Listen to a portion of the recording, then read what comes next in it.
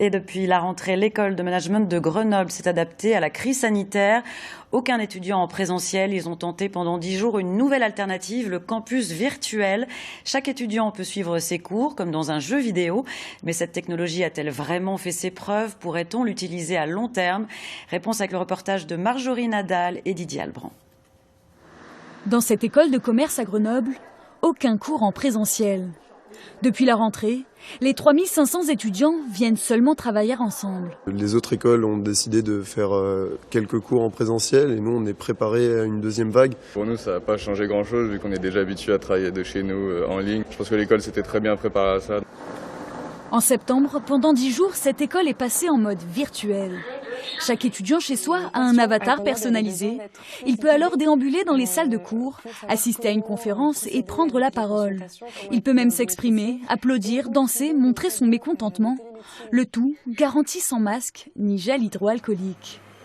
Ce qui m'a plu, c'est qu'on avait chacun notre avatar, donc les élèves comme les professeurs, et on voyait tout le monde, on voyait les prénoms, la classe, le poste de chacun, donc c'est assez pratique pour visualiser tout le monde et pour comprendre à qui on s'adressait. Finalement, j'ai même pu faire des rencontres, puisqu'on pouvait se balader librement sur le campus, même en dehors des heures de cours. Bilan positif pour les étudiants, mais aussi les professeurs. Il faut désormais tirer des leçons de cette alternative technologique.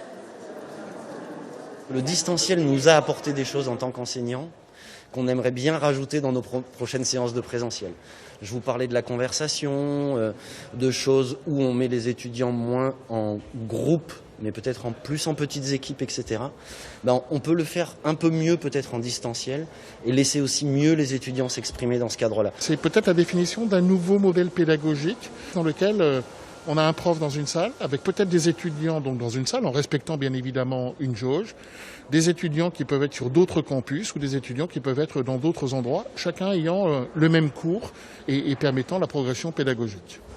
Le 31 octobre, les cours reprennent en partie en présentiel. D'ici là, une visite virtuelle permet aux étudiants étrangers, encore retenus dans leur pays, d'avoir un petit aperçu de leur école.